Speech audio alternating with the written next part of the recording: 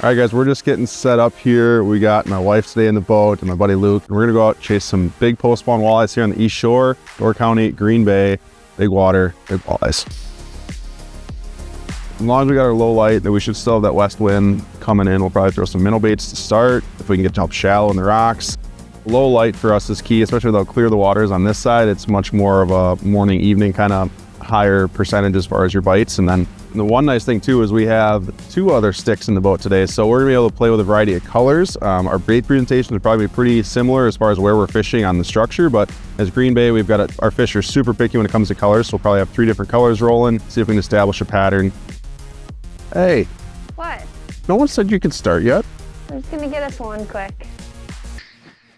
This is the weirdest technique. Okay, so you're just gonna get it out there, crank it down like 6-8 times just to get the bait down to depth. Then I'll suspend once it's there.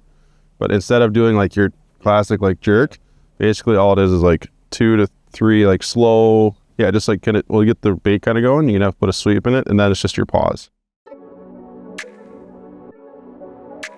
Basically what we're fishing is just a steep break line here. We've got these big rocks, limestone, and we're right around the corner from a spawning base. A lot of these walleyes are spawning in the back, and they're starting to be in their post-spawn transition. They're coming around the corner and starting to get off these rocks, feeding on the gobies.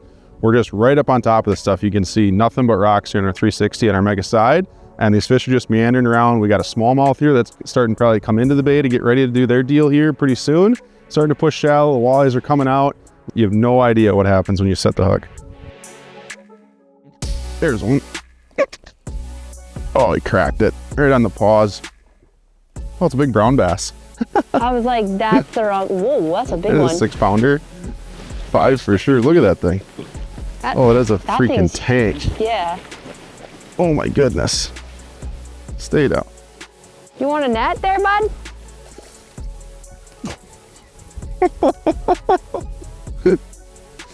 Look at that freaking brown bass.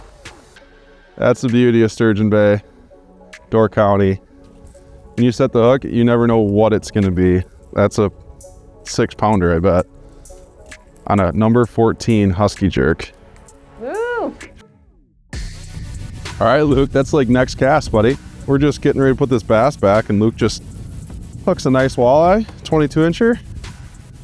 They say you never know what you're gonna have when you set the hook up here. 6-pound smallmouth, 6 1/4, and a 21, 22-inch walleye.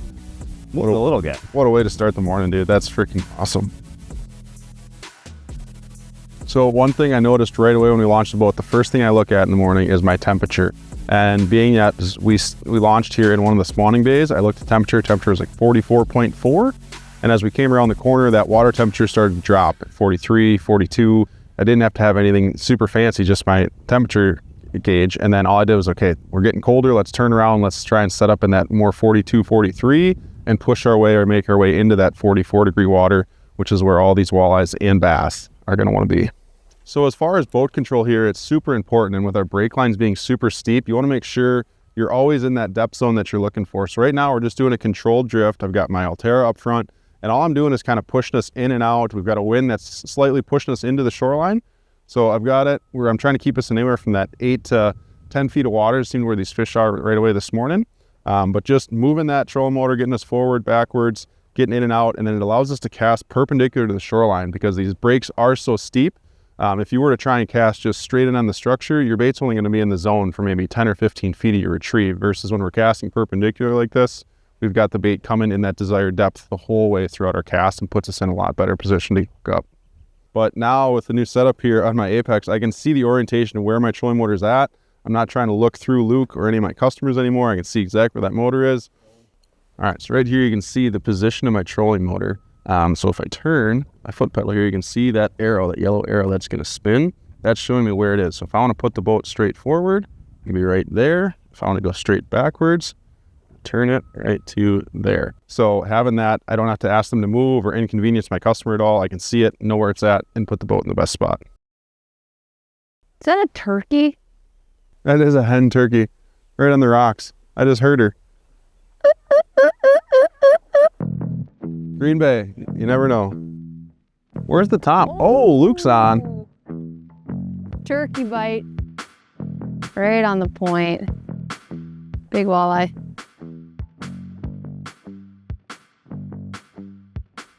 Look at the strutter up there. Is he up there? Yeah. Oh, that's awesome. He's like, I'm coming, ladies.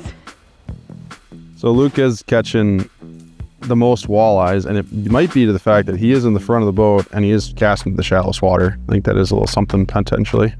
All right, guys, we're gonna go back up for another drift. So if you look at our mega side right now, you can see this awesome edge we got here. And what we're looking at is we're up shallow on this rock flat. We're in 6 feet of water, and you can see this steep edge. That's gonna be one of those sharp breaks that I'm talking about.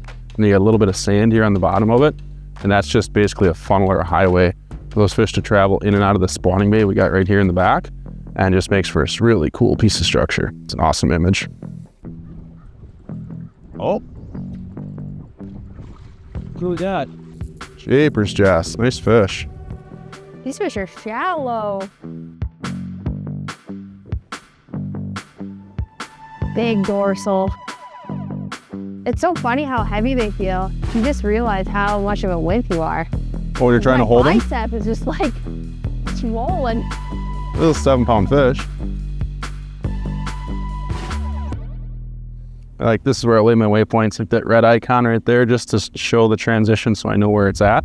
So if we've got any other kind of wind conditions, or if maybe I'm casting in, or times I'll even cast out, just to know where that edge is so important. So not only utilizing it with the 360 and the side imaging, but then also going in my waypoints, color coordinating everything, and using the right icons to mark everything so I know exactly what's where.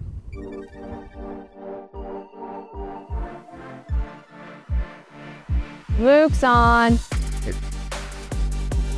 Nice work, buddy. Nice walleye. They are definitely up shallow. Big walleye guy. It's a great fish. That's so cool. That fish is in 4 feet of water. The boat's in 6.5.